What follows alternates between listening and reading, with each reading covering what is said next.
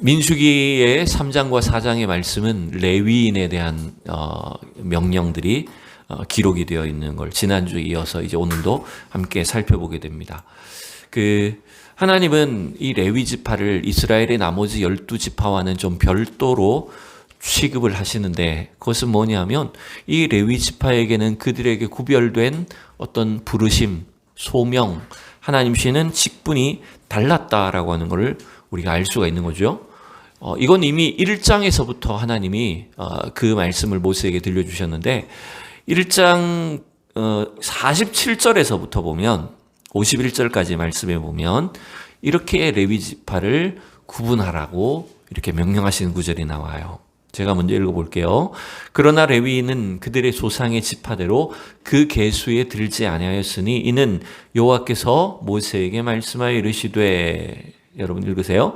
너는 레위 지파만은 계수하지 말며 그들을 이스라엘 자손 중에 넣지 말고 그들에게 증거의 장막과 그 모든 기구와 그 모든 부속품을 관리하게 하라. 그들은 그 성막과 그 모든 기구를 운반하며 거기서 봉사하며 성막 주위에 진을 칠치며 성막을 운반할 때에는 레위인이 그것을 걷고 성막을 세울 때에는 레위인이 그것을 세울 것이요 외인이 가까이 오면 주기를 치며.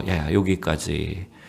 하나님은 이 레위 지파들을 12지파의 계수에는 넣지 말라라고 말씀하시죠. 그것은 이들에게는 아예 전적으로 뭘 담당하라는 거예요? 성막에 관련된 것들은 다 전담해야 된다는 거죠. 성막의 모든 기구들을 관리하고 옮기고 또 그 다음에 그것들을 설치하고 또 지키는 일들까지, 그게 다 레위 지파의 직무였다는 겁니다. 이것은 하나님이 레위 지파를 다른 어떤 그 자손들보다도 더 가까이에서 그들은 하나님만 섬기고 철저히 하나님이 주시는 것으로 살고 또 하나님의 거룩하심을 나타내도록 그런 존재로 부르셨다는 거예요. 그런데 제가 지난주에 말씀드렸지만 이 레위 지파가 그러면 특별히 우수한 종족이어서 그럴까요? 레위 지파만 특별히 아무 흠도 없고 처음부터 아무 죄도 없는 그런 정결한 상태이기 때문에 레위 지파만 구별하셨다 그랬을까요? 아니라 그랬죠. 오히려 레위 또한 다른 12지파처럼 하나님 앞에 흠이 많았고 또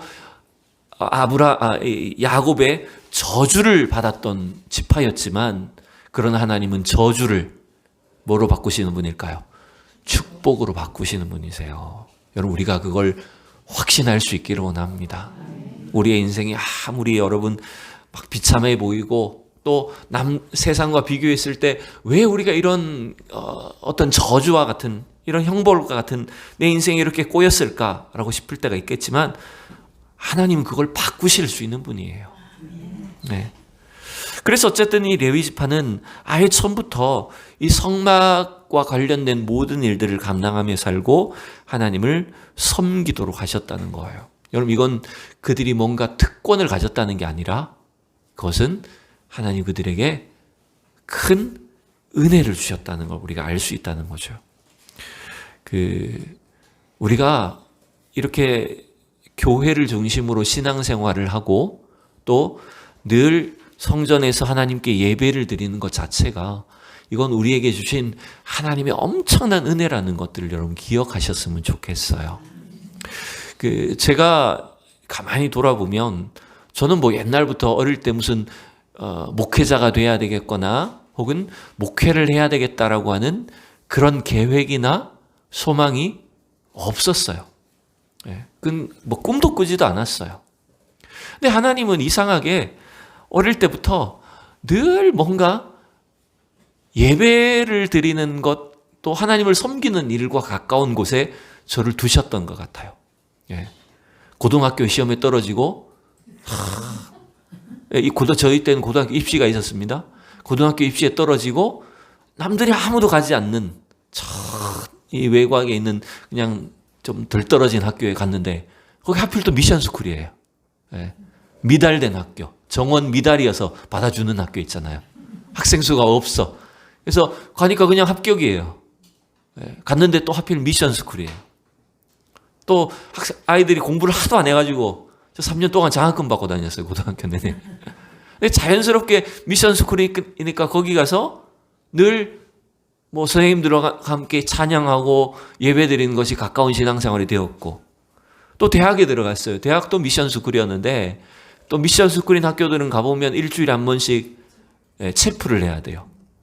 반드시 예배, 뭐 믿든 안 믿든 예배를 참석해야, 수업이 예배로 돼 있어가지고 참석을 해야 되는데, 저는 이제 시골에서 갔으니까 어떻게 해서든 좀 근로장학금이라도 벌어보려고 이제 그 채플 시간에 봉사를 한 거예요. 채플 봉사를 하면 장학금을 조금씩 줬거든요, 학기별로. 그러니까 내가 그냥 예배 드리는 것뿐만 아니라 늘 채플 시간에 가가지고 거기서 이제 봉사를 하는 거예요.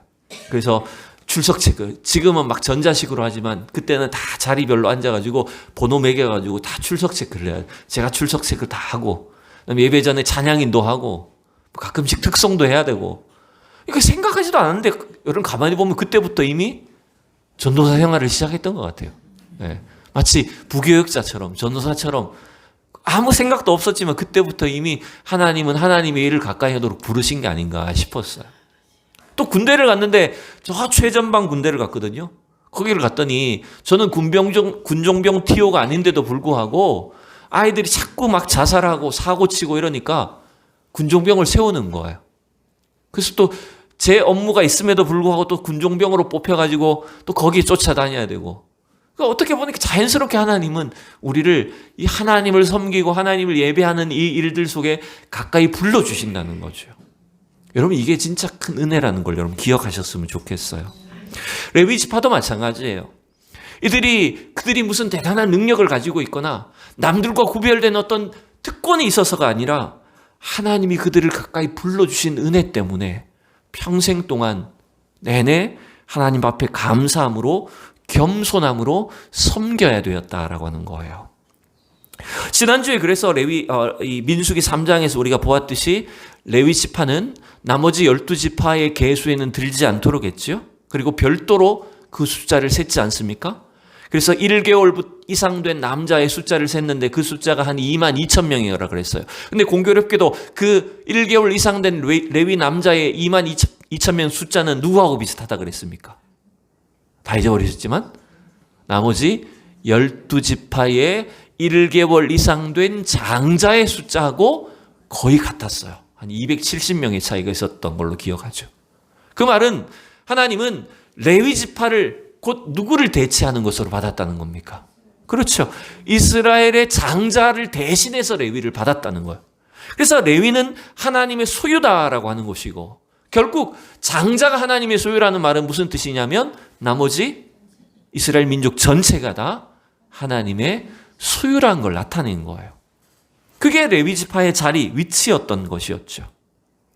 이걸 오늘 우리의 신앙에 생각해 보면 구원받은 이 시대의 우리 성도들은 이 세상 속에 특별히 하나님의 교회 가운데 레위 지파와 같이 부름받은 것을 여러분 기억하셔야 된다는 거예요. 우리가 장로로, 권사로, 집사로 또 여러 가지 직분을 받고 하나님이 교회를 이렇게 가까이 섬기게 하셨는데 이 일이 다 뭐냐 하면 내가 이렇게 잘난 사람이야, 우리의 능력이 많아, 이런 것들을 드러내라는 것이 아니라는 것입니다. 우리는 이 세상 속에서 하나님을 여전히 알지 못하는 수많은 사람들 속에서 우리 모두가 다 하나님의 자손이라는 것을 나타내야 되고 어쩌면 그들을 대속해야 되는 그 중요한 위치에 있다는 걸 우리가 기억해야 된다는 거예요. 그런 면에서 여러분, 이 제사장과 레위 지파는 하나님의 복과 은혜들을 백성들에게 전달하는 위치에 있다는 거예요. 그래서 여러분, 우리 성도들이, 우리 믿음의 백성들이 우리가 가정에서, 직장에서, 이 세상 속에서 어떻게 믿음을 지키며 사는가 하는 것이 여러분의 삶에 하나님의 복을 전할 수 있는 놀라운 통로가 될 줄로 믿습니다. 네. 우리 성도들을 통해서 이 세상이 복을 받아야 된다는 거예요. 우리 성도들을 통해서 우리 가정과 자녀들이 복을 받을 수 있기를 축복합니다. 자, 오늘 민수기 이제 이 4장의 말씀에는 이제 제사장 가문 이외에 나머지 레위 지파, 이 각 가문별로 어떤 임무가 주어져 있는가라고 하는 것들을 설명하고 있어요. 아주 상세하게 보여주고 있어요. 자, 이 성막을 중심으로 이스라엘 12지파가 진영을 어떻게 배치했는지 우리가 지난번에 봤던 그림이죠. 그 가운데만 좀 확대해서 보면, 자, 첫 번째는 이 레위 지파가 이제 4개의 그룹으로 나눠져 있는데, 제일 앞쪽에 여러분 보시기에 오른쪽에는 누가 있을까요? 모세와 아론 자손. 이건 뭐죠? 여러분 제사장 그룹이에요. 제사장이 아예 별도로 존재하고 있고, 오늘 이제 이 4장 말씀에는 그 나머지 세 가문이 쭉 기록이 되어 있어요. 그게 뭐냐면 첫 번째는 고핫 자손이고, 두 번째는 게르솜 자손, 세 번째 므라리 자손. 이건 뭐 순서는 크게 상관이 없어요. 4장의 순서로는 이제 고핫, 게르솜, 므라리 자손 이렇게 되어 있는데, 이 세 가문은 각각 성막에서 맡은 일이, 임무가 나눠지는 걸 이제 쭉 설명을 하면, 이걸 아주 자세하게 이 4장이 설명을 해요. 이걸 간략하게 이제 요약을 해서 이걸 말씀을 드려보면, 첫 번째 여러분 이 고핫 자손은 뭘 담당하냐면 자, 성막 그림에서 여러분 보시기에 이게 이제 성막 그림입니다. 우리가 출애굽기나 레위기에서 여러 번 봤던 그림이에요. 그죠? 자, 성막 그림에서 이 고핫 자손은 뭘 담당하냐면 성막 안에 있는 모든 기구들, 그러니까 성경에 이제 뭐라고 표현됐냐면 지성물들이다 이런 식으로 표현되기도 했는데, 지극히 거룩하게 구별된 물건이란 뜻이에요. 그러니까 각종 기구들, 또 하나님을 예배하고 섬기는 제사와 관련된 모든 그런 물건들을 담당하는 거예요. 그것들을 옮기는 역할을 하는 것이 누구라고요? 고핫 자손이에요. 여러분 여기 글씨가 작지만, 그림이 멀리 있지만 어떤 것들이 있을까요? 여러분 우리 복습 차원에서 일단 성막들에 번제단이 있고, 또 그 앞에 물두멍이 있고요. 그 다음에 성소의 휘장을 열고 들어가면 왼손에는 등불 드는 것처럼 금촛대가 있고, 그 다음에 오른쪽에는 떡상이 위치해 있고, 그 다음에 그 정면 앞에는 그렇죠, 금향단이 향로가 위치해 있고, 그 다음에 지성소 안에는요, 그렇죠, 언약궤, 법궤가 위치해 있죠. 지금 말한 이런 것들, 이 모든 기구들, 그와 관련된 어떤 금으로 만들어진 그런 도구들을 전부 다 누가 담당하는 거냐면 바로 고핫 자손이 담당하는 거예요. 근데 여러분, 그 언약궤 같은 경우에는 대제사장이 1년에 한 번밖에 들어가지 못하잖아요. 그죠? 그러니 고핫 자손이 들어갈 수 있어요, 없어요? 만질 수 있을까요, 없을까요?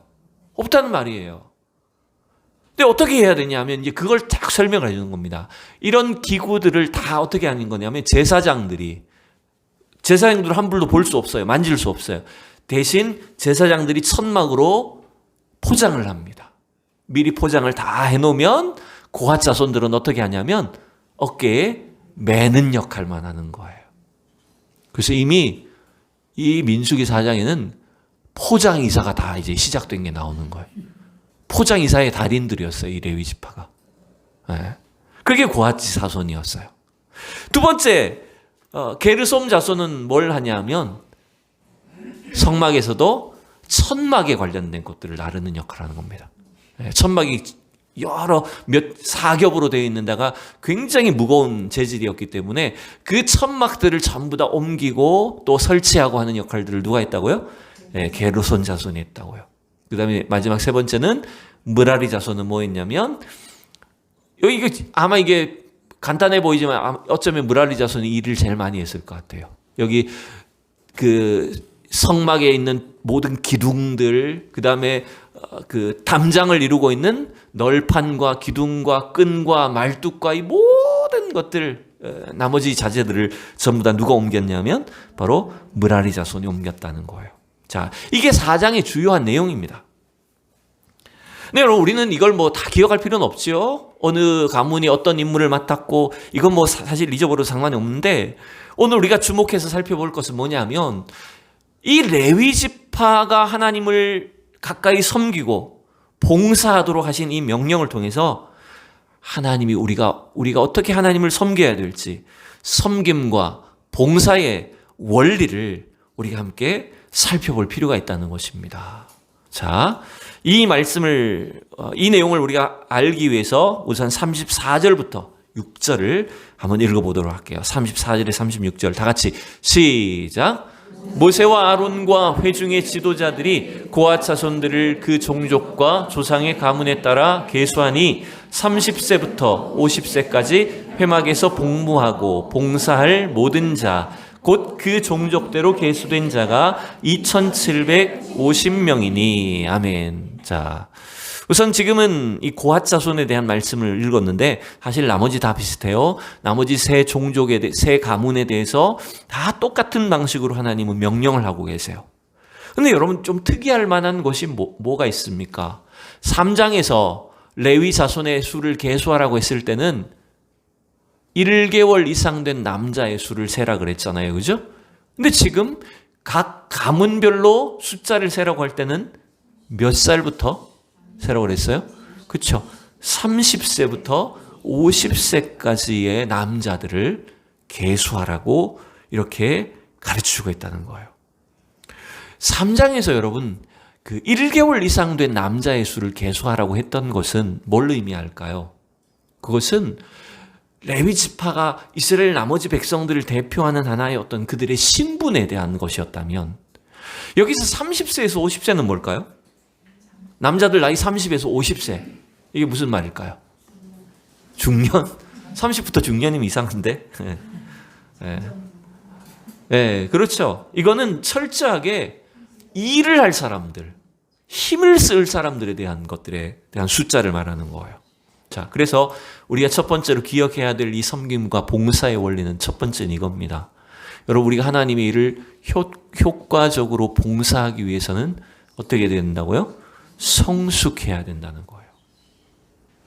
이 숫자가 단순히 어떤 힘을 쓰는 것만을 말하는 것이 아니라 우리가 하나님의 일을 더욱더 효과적으로 잘 섬기고 봉사하려면 우리의 이 신체적으로, 육적으로나 영적으로 어떤 시기가 돼야 된다고요?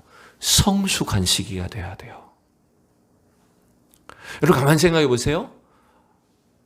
남자든 여자든 마찬가지겠지만 30세 이상이 됐다는 것은 이제 더 이상 어리고 철없는 시기를 지나간 걸 말하는 겁니다. 그래서 안정되고 약간 이제 삶에 대해서 자신의 삶에 대해서 책임지는 그런 성숙한 나이가 되는 걸 말하는 거예요. 그래서 실제로 이스라엘 백성들은요, 한 살부터 숫자를 계수하지만 25살이 될 때까지는 성막에 들어가지 못한다고 합니다. 네. 그래서 25살이 되어서부터 뭘 하냐면 그 성막의 일들을 할 준비 과정들을 거치는 거예요. 그래서 30세가 되었을 때는 그 모든 사역을 할 수 있는 감당할 만한 모든 어떤 성숙함이 이른 시기가 됐다고 보는 거예요. 그래서 여러분 세례 요한도 예수님도 몇 살에 사역을 시작했을까요?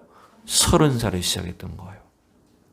우리나라도 대부분의 교단들이 여러분 목사 안수를 받을 수 있는 나이가 몇 살이냐면 30살부터입니다. 제가 30살에 목사 안수를 받았어요. 만 30살에.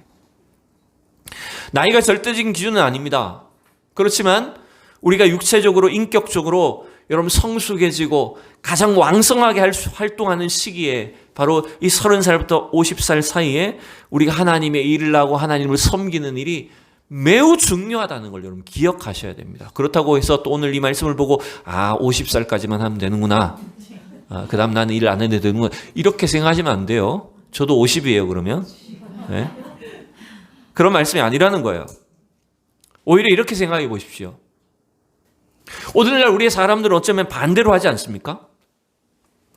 30살부터 50세라고 하면 우리의 인생이 어쩌면 젊은 날의 황금기라고 할 수 있는데 어쩌면 많은 사람들이 오늘날 사람들이 어떻게 생각합니까?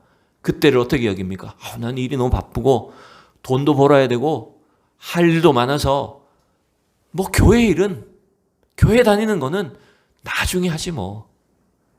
내가 은퇴한 뒤에 내가 충분히 벌어놓은 뒤에 그때 교회 일을 해도 늦지 않겠지.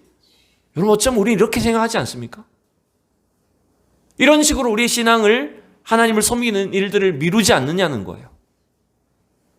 하나님 지금 레위 지파에게 그런 식의 섬김을 기뻐하지 않으신다고 말합니다. 여러분, 시간이 남으면 하나님이 일을 하겠다고요? 내가 여유가 되면 그때 하나님 일을 할 수 있을 거라고요? 여러분, 그건 대단히 큰 착각입니다. 하나님 그 기회를 안 주시면 어떡하려고? 여러분, 결국 30살부터 50세라는 것은 어쩌면 우리가 하나님을 섬길 수 있는 시기가 그리 길지 않다는 걸 보여주는 겁니다. 그러기에 여러분, 우리가 우리의 신앙이나 우리의 인격이나 참 성숙함을 이루고 또 우리에게 주어진 이 시간들 속에서 하나님을 섬기는 일에 열심을 붓는 우리 성도들이 될 수 있기를 축복합니다. 자, 두 번째 원리는 이겁니다. 섬김과 봉사의 두 번째 원리는 하나님은 준비된 사람을, 준비된 일꾼을 원하신다라는 거예요. 아까도 말씀드렸듯이 30세라는 것은 뭡니까? 더 빨리 일을 시작할 수도 있지만 그 전에 뭘 하라는 겁니까? 준비하라는 거예요.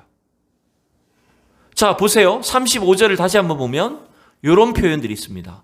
30세부터 50세까지 회막에서 복무하고 봉사할 모든 자, 이런 사람들을 계수하라고 명령을 했던 거예요. 회막에서 복무하고 봉사한다는, 여러분, 복무한다는 표현은 마치 뭐와 비슷합니까? 뭘 느끼게 합니까? 그렇죠. 군 복무를 비슷하게 느끼게 합니다.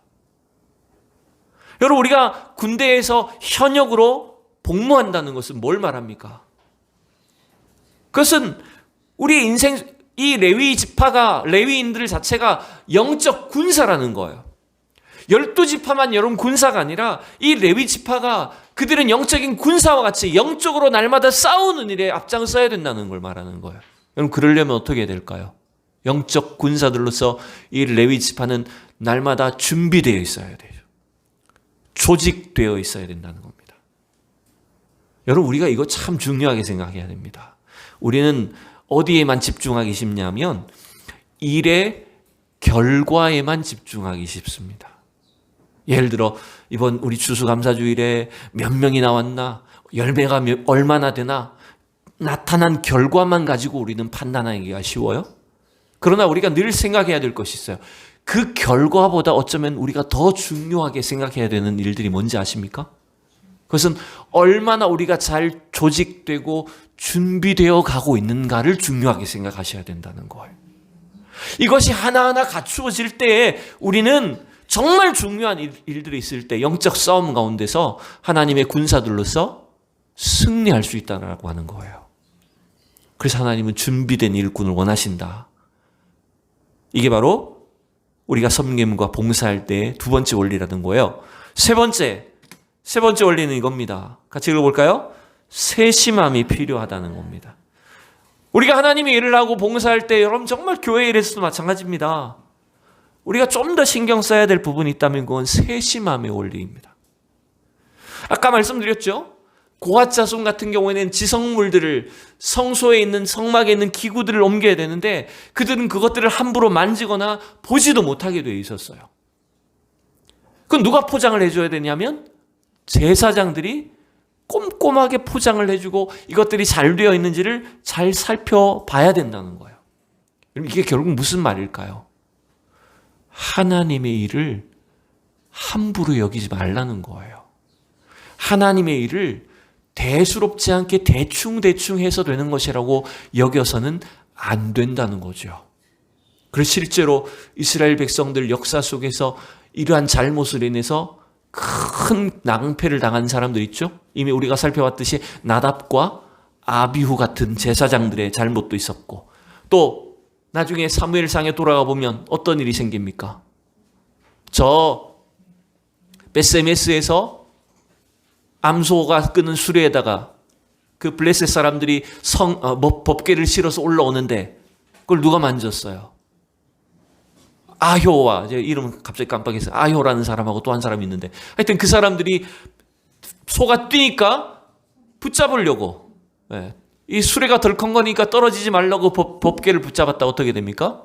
하나님의 심판을 받지 않습니까? 이상한 일 아닙니까? 이 법궤를 지키려고 했는데 왜 하나님 그들을 치셨을까? 그 일은 전부 다 뭘 보여주냐면 하나님의 일을 대수롭지 않게 아무렇게나 여겼을 때 문제가 생긴다는 겁니다. 우리도 마찬가지입니다. 우리가 하나님을 섬기는 일, 여러분 매주 예배드리고 매주 반복되는 봉사, 늘 하는 일들이다 보니까 저도 마찬가지지만 어떻게 여기게 될까요? 네. 그냥 아무렇지도 않게 대충 하게 되고 반복되는 일이라고 중요하게 여기지 않는다는 거예요. 가볍게 여기게 된다는 거예요. 여러분 이 일이 사실은 매우 중요한 일이고 매우 우리가 무겁게 받아들여야 되고 세심하게 해야 되는 일들이라는 걸 여러분 기억하셔야 된다는 것입니다.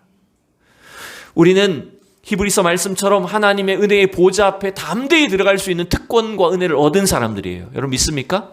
그러나 그 은혜를 받았다고 해서 그 일이 아무렇게나 해도 된다는 일이 아니라는 걸 여러분 기억하셔야 된다는 겁니다.